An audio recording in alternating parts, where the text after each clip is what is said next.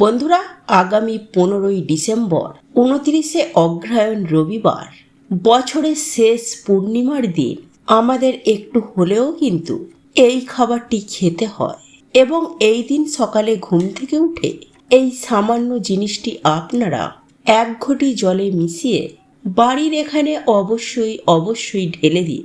এতে বন্ধুরা আপনাদের গৃহে সুখ শান্তি সমৃদ্ধি উত্তর বৃদ্ধি পাবে, বাড়ি থেকে বাস্তু দোষ কাটবে এবং বাড়িতে মা লক্ষ্মী ও ভগবান বিষ্ণুর আগমন হবে। তবে বন্ধুরা, এই পূর্ণিমা তিথি শুরু হচ্ছে শনিবার 14ই ডিসেম্বর 28শে অগ্রহায়ণ সন্ধ্যা 4:58 এবং এই পূর্ণিমা তিথি থাকবে পরের দিন অর্থাৎ 15ই ডিসেম্বর 29শে অগ্রহায়ণ রবিবার দিন দুপুর 2:31 পর্যন্ত।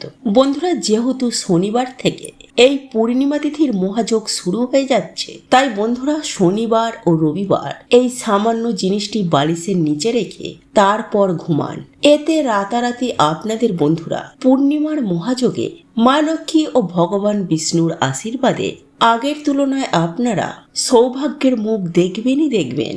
কারণ বন্ধুরা, এই দিনে সকল কার্য মানুষের জীবনে প্রভাব অবশ্যই ফেলে। তাই বন্ধুরা, এই মহাদিনে কিছু কাজ যেমন পরম সুখ সৌভাগ্যে ভরিয়ে দেয়, ঠিক তেমনই সামান্য কিছু ভুলেও বন্ধুরা জীবনে দুর্ভাগ্যকে ডেকে আনে। তাই বন্ধুরা, ভিডিওটি আপনারা অবশ্যই পুরোটা দেখবেন, তাহলে নতুন কিছু জানতে পারবেন, নতুন কিছু শিখতে পারবেন। তাই আপনাদের প্রত্যেকের জেনে রাখা দরকার যে এই সময়ে এই দিনে আপনারা কোন কোন কাজগুলি ভুলেও করবেন না এবং এই দিন রাতে আপনারা কোন খাবারটি খেলে আপনাদের জীবনে এসে পড়বে ভগবান বিষ্ণুদেবের আশীর্বাদ ও কৃপা। কারণ বন্ধুরা, শাস্ত্রে বলছে যে এই পবিত্র দিনে এই খাবারটি গ্রহণ করলে মানুষের সকল দুঃখ কষ্ট দুর্ভাগ্যে নাশ হয়ে যায়। তাই বন্ধুরা, ভিডিওটিতে একটি লাইক করে কমেন্টে হর হর মহাদেব ও জয় শ্রীকৃষ্ণ রাধে রাধে অবশ্যই লিখুন। তাই চলুন বন্ধুরা, সবার আগে আমরা জেনে নিই যে এই দিনে আপনারা কোন কোন কাজগুলি করবেন না। বন্ধুরা, এই দিনে আপনারা সকাল সকাল ঘুম থেকে ওঠার চেষ্টা করবেন এবং সকালে ঘুম থেকে উঠেই আপনারা যদি কোনো নদীতে গিয়ে স্নান করতে পারে তাহলে তো বন্ধুরা খুবই ভালো। কারণ বন্ধুরা, এই দিনে নদীতে স্নান করলে বহু দেবী দেবতার আগমন হয়, যার ফলে সেই জল স্পর্শ করাতেই মানুষের দুর্ভাগ্যের নাশ হয়ে যায় এবং এই দিনে বন্ধুরা বহু দেবদেবী আমাদের বাড়িতে আগমন করে আমাদের আশীর্বাদ দিয়ে যান। তাই এই দিন অবশ্যই কিন্তু আপনারা সকাল সকাল ঘুম থেকে উঠে ভগবানের নাম কীর্তন অবশ্যই করবেন এবং কোনো নদীতে গিয়ে স্নান করতে ভুলবেন না। নাম্বার 2, বন্ধুরা, এই দিনে ঘুম থেকে উঠেই কিন্তু আপনারা কখনোই পরনিন্দা, ঝগড়া ঝামেলা, অশান্তি এগুলি করবেন না। কারণ বন্ধুরা, এই দিনে এই কাজ করায় মা লক্ষ্মী গৃহ ত্যাগ করে দেন, যার ফলে আপনারা কখনোই কিন্তু আপনাদের বাড়িতে সুখ শান্তি আর্থিক উন্নতি এগুলি দেখতে পাবেন না। এবং এই দিনে বন্ধুরা আপনারা কিন্তু চুল দাড়ি নখ জঙ্গল পরিষ্কার করা, গাছপালা কাটা এমন কাজ মোটেও করবেন না। নাম্বার 3, বন্ধুরা, এই দিনে যদি আপনাদের বাড়িতে কোনো অসহায় গরিব দুঃখী ব্যক্তি কিছু চাইতে আসে তাহলে তাকে অবশ্যই আপনাদের স্বার্থ এবং সামর্থ্য অনুযায়ী তাকে সাহায্য করতে কখনোই ভুলবেন না। কারণ বন্ধুরা, শাস্ত্রে বলছে যদি এই দিন আমরা কিছু দান করতে পারি তাহলে আমাদের বহুগুণ দুর্ভাগ্য এই দিন নাশ হয়ে যায়। নাম্বার 4, বন্ধুরা, এই দিনে আপনারা ভুলেও কিন্তু কারোর সাথে কারোর মনে আঘাত দিয়ে কথা বলবেন না। কারণ বন্ধুরা, এই দিনের অভিশাপ কিন্তু মানুষের জীবনে লেগে যায়। তাই এই ভুল কিন্তু আপনারা একদম করবেন না। বন্ধুরা, আপনারা যদি পরিবারে সুখ শান্তি ফিরে পেতে চান, মায়ের অশেষ কৃপা যাতে আপনাদের পরিবারের ওপর সদয় বজায় থাকে, তাহলে অবশ্যই বন্ধুরা আপনারা এই প্রক্রিয়াটি একটিবার হলেও করে দেখুন।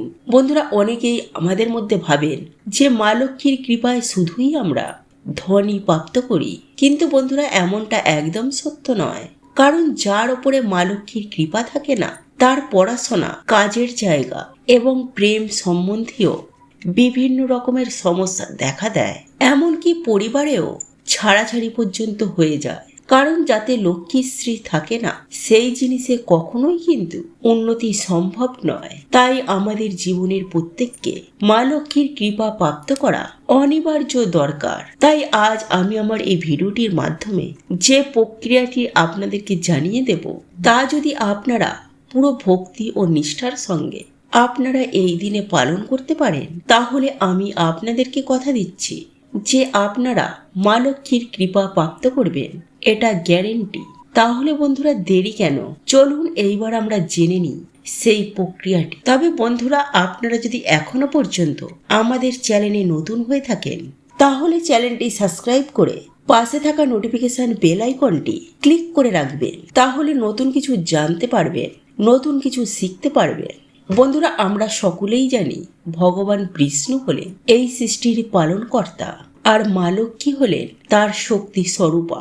তাই এই বিশ্ব ব্রহ্মাণ্ডে যত ডাইমেনশন আছে, সব কিছুর স্ত্রী হচ্ছে স্বয়ং মা লক্ষ্মী। তাই আপনারা কোনো রকমের লোভ বা লালসা না করে মায়ের আশীর্বাদ প্রাপ্ত করার জন্য আপনারা এই প্রক্রিয়াটি করবেন।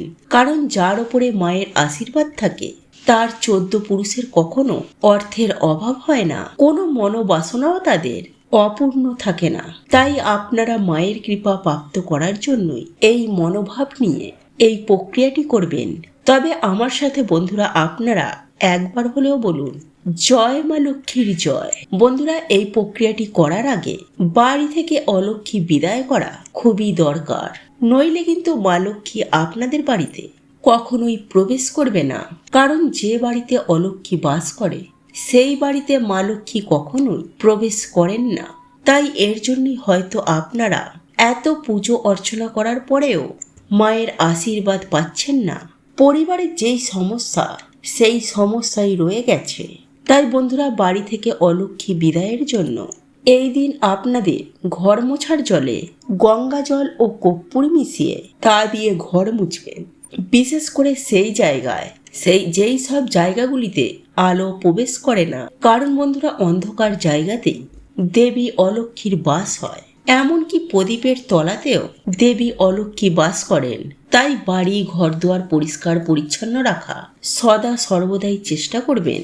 বন্ধুরা, আপনারা যেমনভাবে বাড়ির মধ্যে সন্ধ্যার প্রদীপ দেখান, বাড়িতে সন্ধ্যা আরতি করেন, ঠিক তেমনই বাড়ির মধ্যে পুজো অর্চনা করার সময় মা লক্ষ্মীর সামনে ঘিয়ের প্রদীপ জ্বালাবেন। তারপর মায়ের সামনে উলু দিয়ে শঙ্খ বাজিয়ে মায়ের সামনে বসে হাতে লবঙ্গ, এলাচ ও একটি 1 টাকার কয়েন নিয়ে 11 বার লক্ষ্মী গায়ত্রী মন্ত্র আপনারা এই দিন পাঠ করবেন। আর যদি বন্ধুরা আপনারা চান, তাহলে ওম নমো লক্ষ্মী নারায়ণী নমঃ এই মন্ত্রটিও পাঠ করতে পারেন। যে মন্ত্রটি আপনাদের ইচ্ছা, সেটি আপনারা পাঠ করবেন। এরপর পারলে বন্ধুরা আপনারা লক্ষ্মী পাঁচালিও পাঠ করতে পারেন। এবং সবকিছু হয়ে যাওয়ার পরে বন্ধুরা আপনারা সেই 3টি জিনিস, অর্থাৎ লবঙ্গ, এলাচ এবং একটি 1 টাকার কয়েন মায়ের চরণে অর্পণ করে দেবেন। এরপর মায়ের সামনে হাত জোড়ো করে আপনাদের যে মনস্কামনা, মনোবাসনা রয়েছে তা মাকে বলুন। এরপর রাতে নিরামিষ আহার গ্রহণ করে আপনার বালিশের তলায় বা আপনাদের বাড়ির যে প্রধান আয়কর্তা, তার বালিশের মধ্যে এই জিনিসগুলিকে রেখে দিন। কিন্তু যেন বন্ধুরা এই খবরটি কেউ যেন না পায়। বন্ধুরা, আরো একটি বিষয় মাথায় রাখবেন, যেন এই বালিশ অন্য কেউ যেন না ব্যবহার করে।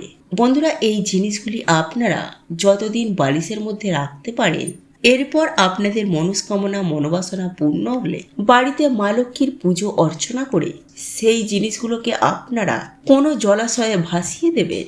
হ্যাঁ বন্ধুরা, আপনারা একেবারে ঠিকই শুনছেন। তবে বন্ধুরা, একই সঙ্গে এটাও মাথায় রাখবেন, বন্ধুরা আপনারা এই দিনে বাড়ির মধ্যে ভুল করেও আমিষ রান্না করবেন না। কারণ বন্ধুরা, এই দিনে বাড়ির মধ্যে এই সব রান্না করলে বাড়িতে কোনো দেবদেবীরা সেই গৃহে প্রবেশ করেন না। ফলে সেই দুর্ভাগ্য আমাদের জীবনে লেগেই থাকবে। তাই তো বন্ধুরা, আপনারা এই দিনে না তো আমিষ খাবেন, না তো কোনো নেশাভান করবেন, না তো আপনারা কোনো সঙ্গম করবেন। এই দিন যতটা আপনারা পারবেন ভগবান বিষ্ণু ও ভগবান রাধারানীর নাম কীর্তন করুন। নাম্বার 6, বন্ধুরা এই দিন যতটা আপনারা পারবেন বাড়ি ঘর দুয়ার পরিষ্কার পরিচ্ছন্ন রাখবেন। এবং বাড়িতে আপনারা ভগবান বিষ্ণু ও রাধা কৃষ্ণের পুজো অর্চনা দেওয়ার চেষ্টা করবেন। তাই এই দিনে আপনারা গুড় বা ডালের নৈবেদ্য যদি ভগবানকে এই দিন নিবেদন করতে পারেন বা ক্ষীর রান্না করে যদি আপনারা এই দিনে ভগবানকে নিবেদন করতে পারেন তাহলে সেটি খুবই ভালো। আর যদি না পারেন তাহলেও কোনো সমস্যা নেই। এই দিনে আপনারা সন্ধ্যাবেলায় সামান্য গুড় বা গুড়ের বাতাসা যদি ভগবানকে প্রসাদ রূপে অর্পণ করেন এবং সেই প্রসাদ আপনারা পুজোর পরে খান এবং ভগবানকে নিজের মনোবাসনা এবং নিজের দুঃখ কষ্ট বলেন, তাহলে অবশ্যই বন্ধুরা আপনাদের জীবনে ভগবানের কৃপা এসে পড়বে। তাই বন্ধুরা যদি আপনাদের ভিডিওটি ভালো লাগে তাহলে অবশ্যই ভিডিওটি লাইক কমেন্ট শেয়ার করতে কখনোই ভুলবেন না। তবে বন্ধুরা একই সঙ্গে এটাও মাথায় রাখবেন যে প্রত্যেকটা মানুষের জন্য সকাল খুবই গুরুত্বপূর্ণ। সকালে আমরা যা করব, যা দেখব এবং যা শুনবো ঠিক তেমনই এনার্জিকে বন্ধুরা আমরা বাড়ির মধ্যে আকর্ষণ করি। তাই এর জন্যই বন্ধুরা প্রাচীন কাল থেকে আমাদের ঋষি মুনিরা এই সকালের সময়কে খুবই গুরুত্ব দিয়েছে। প্রাচীনকালে এর জন্য বেশিরভাগ মানুষেরা ব্রহ্ম মুহূর্তে ঘুম থেকে উঠতেন এবং ঘুম থেকে উঠেই তারা তাদের বাড়িতে তাদের বাড়ির সদর দরজায় এবং উঠানে কিছু কার্য করতেন।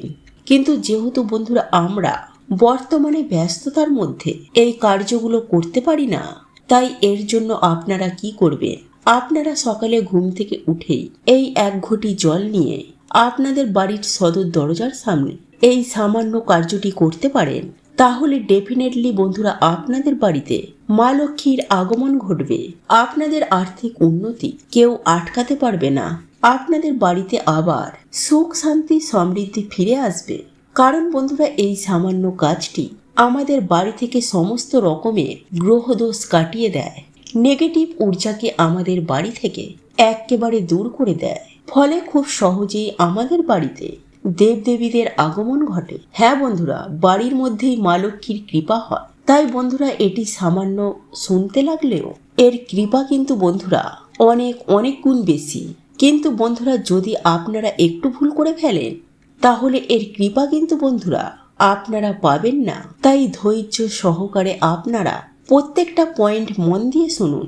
কারণ বাস্তু মতে বন্ধুরা সকালে ঘুম থেকে ওঠার পর কিছু কাজ আমাদের বাড়িতে পজিটিভ এনার্জিকে আকর্ষণ করে, আবার কিছু কাজও আমাদের বাড়িতে নেগেটিভ এনার্জিদের আকর্ষণ করে। তাই প্রত্যেকটা মানুষের এই বিষয়গুলি জানা অত্যন্তই জরুরি। ফলে কিছুদিনের মধ্যেই আপনারা আপনাদের বাড়িতে সুফল দেখতে পাবেন। আপনাদের পরিবারের মধ্যে আবার সুখ শান্তি ফিরে আসবে। কারণ আমরা না জেনে এই ভুলগুলিকে প্রত্যেক দিন করে যাচ্ছি। তাই এর জন্য প্রত্যেক মানুষের জীবনে বর্তমান সময়ে নানান রকমের সমস্যার মধ্যে পড়তে হচ্ছে। তাই বন্ধুরা আপনারা যদি আপনাদের জীবনে এই সমস্যাগুলি থেকে বেরিয়ে আসতে চান তাহলে অবশ্যই বন্ধুরা ভিডিওটি পুরো দেখতে ভুলবেন না।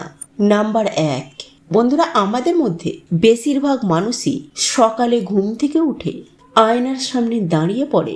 এটা কিন্তু বন্ধুরা আপনারা ভুল করেও করবেন না। কারণ আয়না কি করে, সারা রাত আমাদের বাড়িতে যে সমস্ত নেগেটিভ ঊর্জা রয়েছে তা শোষণ করে নেয় এবং যখন আপনি সকালবেলায় ঘুম থেকে উঠেই আয়নার সামনে দাঁড়িয়ে পড়বেন তখন সেই নেগেটিভ এনার্জিকে আয়না আপনার ওপর রিফ্লেক্ট করে দেয়। ফলে খুব সহজেই আপনার মেজাজ হারিয়ে যায়, মাথা গরম থাকে, কোনো কাজে মন বসে না। ফলে সৌভাগ্য আপনার জীবনে একদমই আসে না। তাই এই ভুল বন্ধুরা আপনারা সকালে ঘুম থেকে উঠে একদম করবেন না। নাম্বার 2, বন্ধুরা আপনারা এই দিনে কি করবেন, যে কোনো একটি ঘটির মধ্যে জল ভরবেন এবং রাতের বেলায় আপনারা আপনাদের ডাইনিং রুম কিংবা দরজার সামনে রেখে দেবেন। তবে এই জলের মধ্যে 1 চিমটি হলুদ এবং কিছুটা চন্দন বাটা অবশ্যই ওই জলের মধ্যে মিশিয়ে দেবেন এবং তার পরের দিন সকালে আপনারা যখন ঘুম থেকে উঠবেন আপনারা সেই জলটিকে নিয়ে গিয়ে আপনাদের বাড়ির সদর দরজায় ভেতর দিকে দাঁড়িয়ে বাইরের দিকে মুখ করে সেই জলটিকে আপনারা ডান দিকে এবং বাঁ দিকে ফেলে দেবেন। এতে বন্ধুরা আপনাদের বাড়ি থেকে গ্রহ দোষ কাটবে এবং এই প্রক্রিয়াটি যদি আপনারা প্রতিদিন করতে পারেন তাহলে আপনাদের ডেফিনেটলি আর্থিক উন্নতি হবেই হবে। কারণ বন্ধুরা এই প্রক্রিয়াটি এতটাই শক্তিশালী যে কিছুদিনের মধ্যেই এই প্রক্রিয়াটির ফলে বাড়িতে ভগবান বিষ্ণু ও মা লক্ষ্মীর আগমন হয়।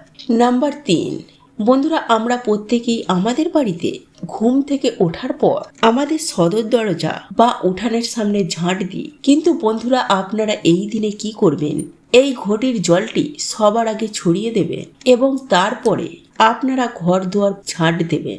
দেখবেন আপনার গৃহ থেকে সমস্ত রকমের নেগেটিভ এনার্জি যেমন দূর হবে, ঠিক তেমনি ভগবান বিষ্ণু ও মা লক্ষ্মীর আগমন ঘটবে এবং মা লক্ষ্মীর আশীর্বাদে আপনাদের জীবনে সুখ শান্তি সমৃদ্ধি উত্তর বৃদ্ধি পাবে। হ্যাঁ বন্ধুরা, আপনারা একেবারে ঠিকই শুনছেন।